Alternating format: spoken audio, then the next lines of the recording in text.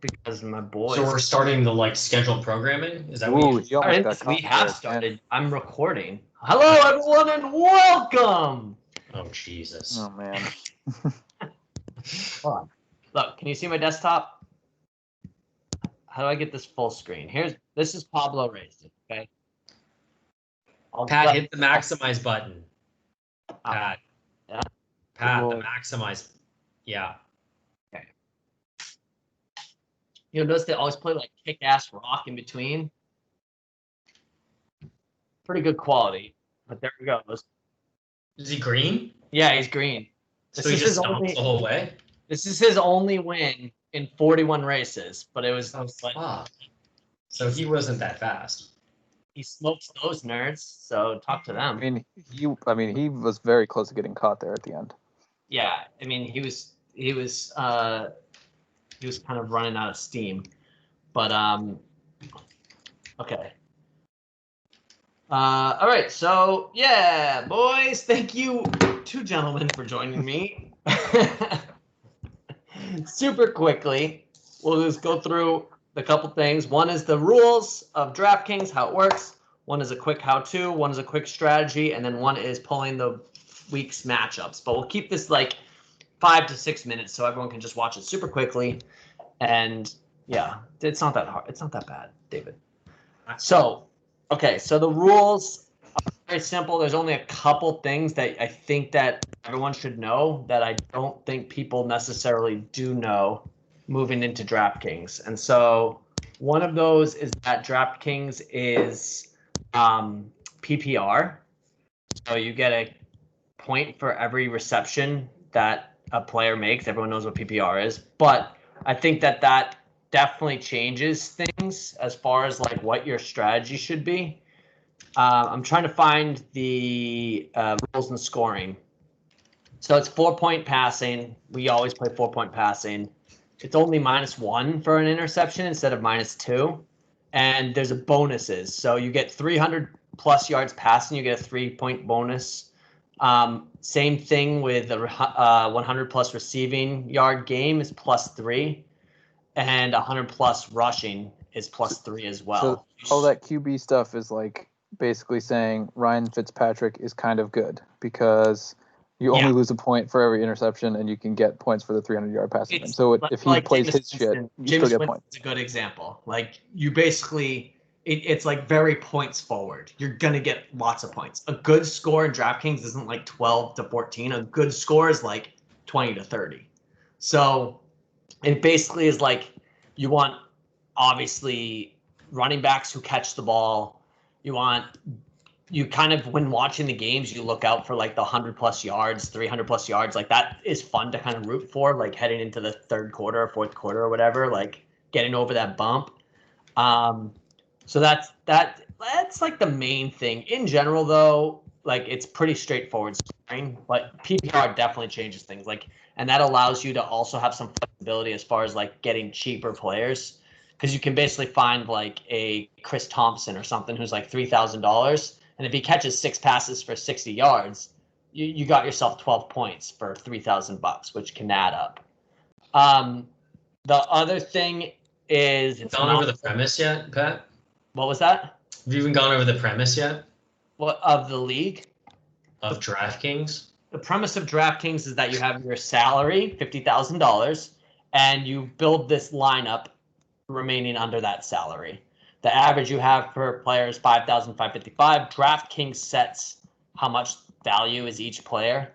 And then as you put your team together, you sort of are deciding where to spend that value. So, you know, you might go low on a quarterback to save some money and start like Jameis Winston, who I don't think is a starter, but so that you can then spend up on running back or whatever it is. The other really nice part is that they set this up for you. So they tell you what like their fantasy points per game is. They tell you what the opponent's ranking is. And so like you get to sort of build your lineup as you want to build it. And then we'll get into sort of like how that changes the strategies in a moment. But it's very easy. You start to put together your team and it like takes the money off the board. So let's say I'm going to go with like Dalvin Cook And then I want to get like a cheaper guy, so I'm going to go for like Le'Veon, who I think is going to catch the ball a ton. And then, as you can see, I'm down to like 36,000 and 5,000 left per player. And so it starts to sort of do that for you. Then you have 3 wide receivers instead of just 2, and you have a tight end and a flex. So a good, I'll get into that in a quick moment. Hold on, I have a text. Quick moment or?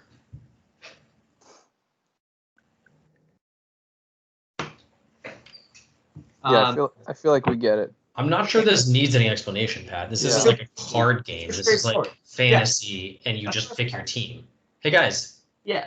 It's 2020. Go and pick your team. There's a number at the top, and when you have $0, you're right. So the only thing I want people to know of, there's like 3 main strategies in this that I don't want people to spend 4 weeks figuring out and then be like, oh shit.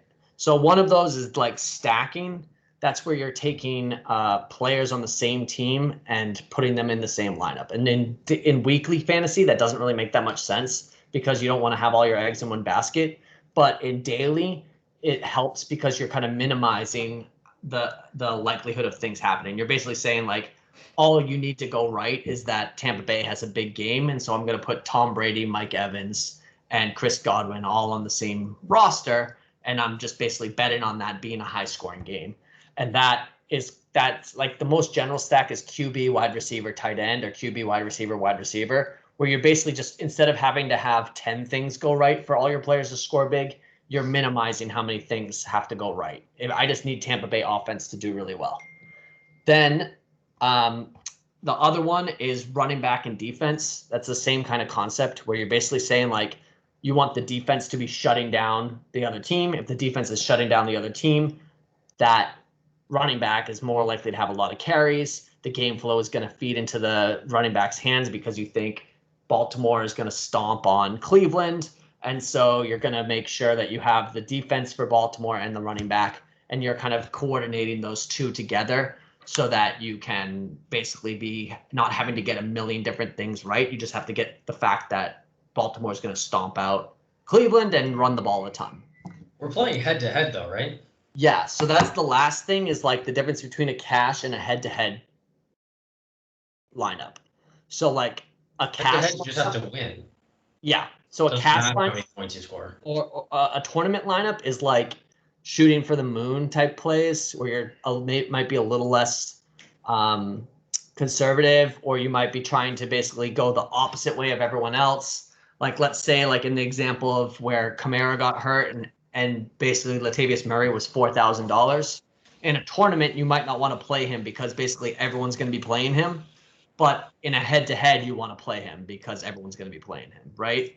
So what we're doing is head-to-head. So you don't need to necessarily be shooting for scoring 250 points and winning a tournament of 100,000 people. You just have to beat one person. So you don't necessarily want to be starting players like, let's say, McCole Hardman or Deshaun Jackson, these kind of like big splash players that Will Fuller, the players that go like up or down, like they either score 26 or score 3. Those players are kind of devalued in this format because what you do definitely want is consistency, and because you just need to beat one person.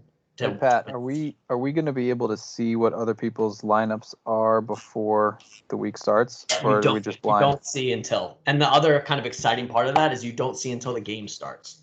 So let's say that that you're going into Sunday night and Monday night down 30 points, and you have 2 players left and I have 1 player left. You don't get to know who I have, and I don't know who you have until the game starts. And then the game starts, and I see you picked the tight end and the wide receiver, and I picked the running back. So that kind of ties into the last 2 pieces of strategy. One is that the flex in general should be the last game. So generally the way people build their lineups is they go top to bottom. So you go QB, RB, you work your way down. So oftentimes the flex might be like a $3,000 player, $4,000 player, or you find out you had 8,000 left, so you get a big name player there. But after you do that as a last step, you should move that player into one of your other spots and take that Monday or Sunday night guy and put them in the flex.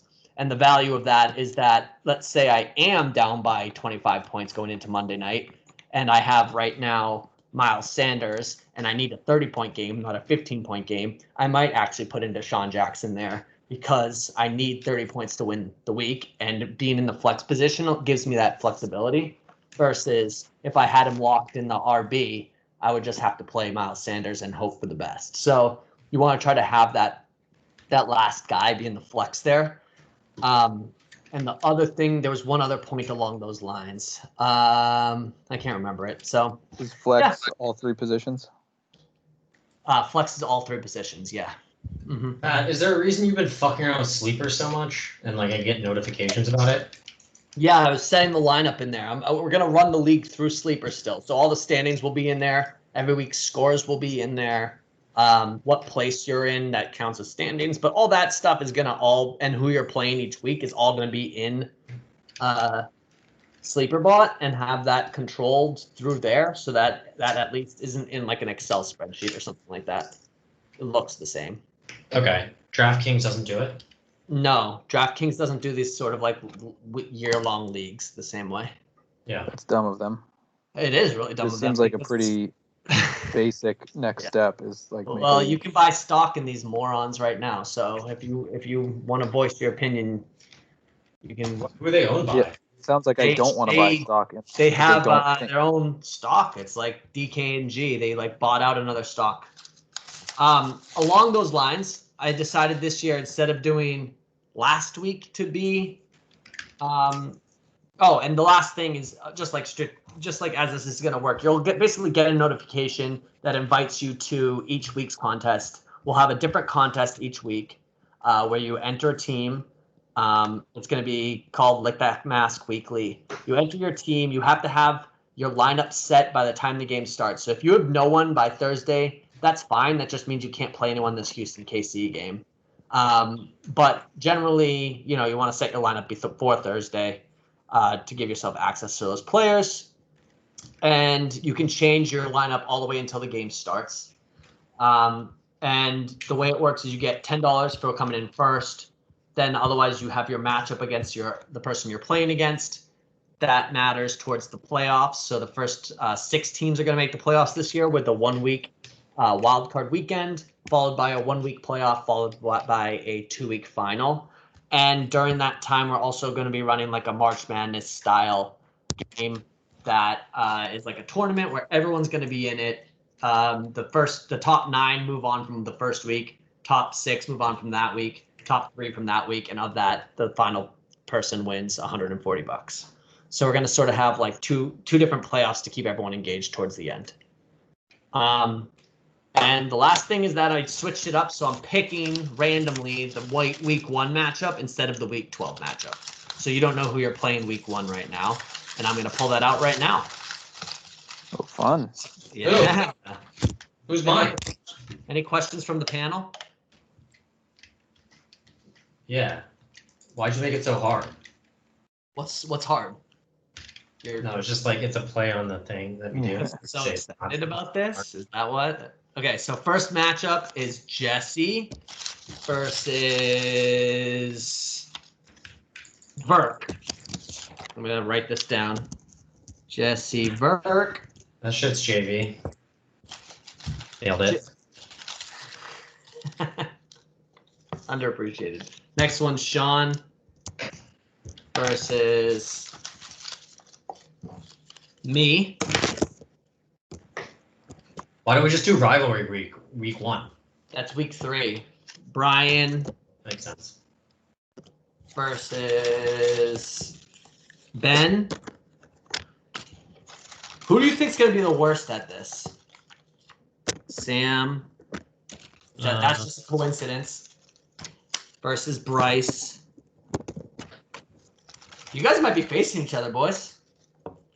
David versus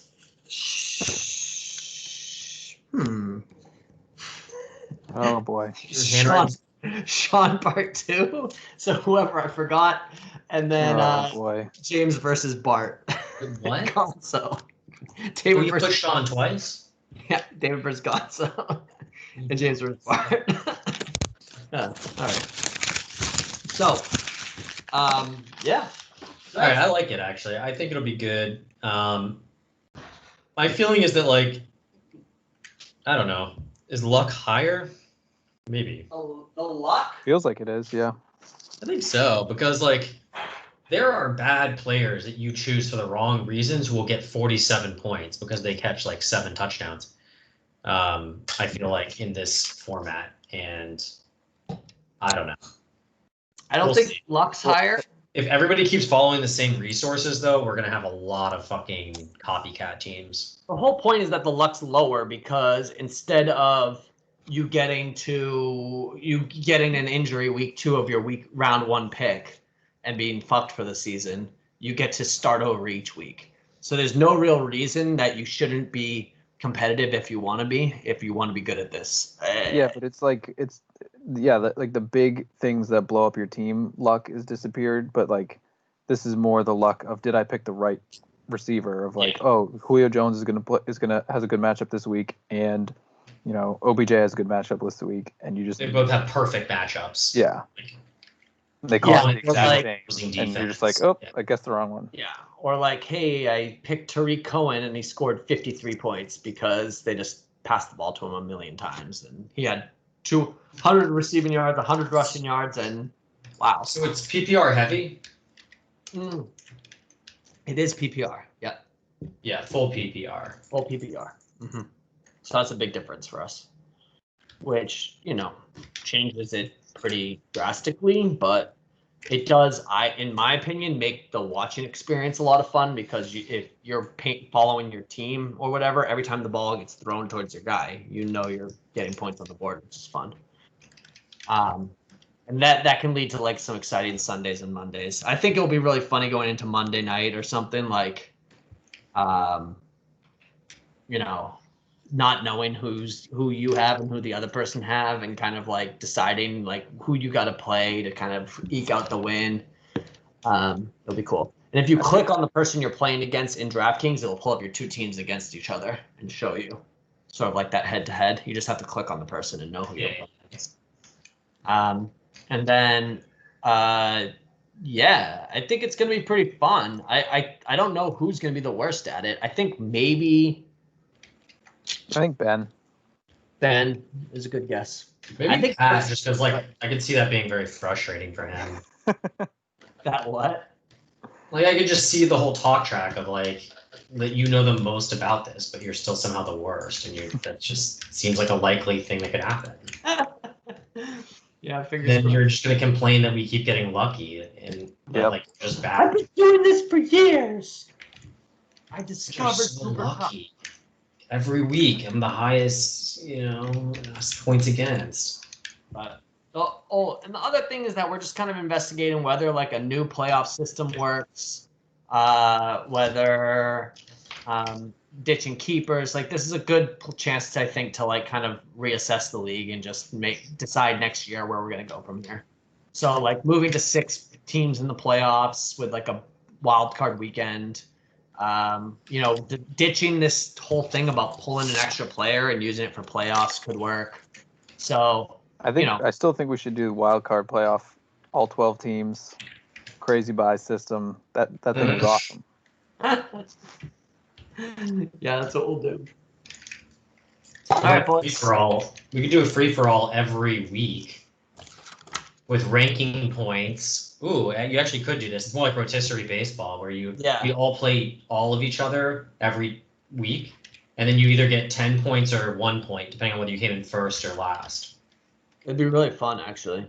And then you get like 9 points on a good week, and then if people love this, there's nothing stopping us from doing this and the regular league at the same time as well. So.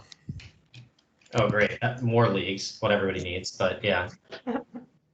All right, boys. I have to go pick up Emma downtown. So, what's M Dog doing? Birthday dinner. Getting saucy with the ladies. Where are they? What's the spot? Lolita's. Fun spot. Nice. It's not a comfortable word. Go. I always figured that wasn't an appropriate word. Bye. Well, I think it just means like young girl. Lolita's. James is out of here. Yeah, I think there's like a movie about a pedophile or something. I don't know. There's that famous book too. Yeah. We'll see if anyone watches this. But thanks for YouTube. I doubt it. Yeah. All right. See you, Pat. Bye. All right.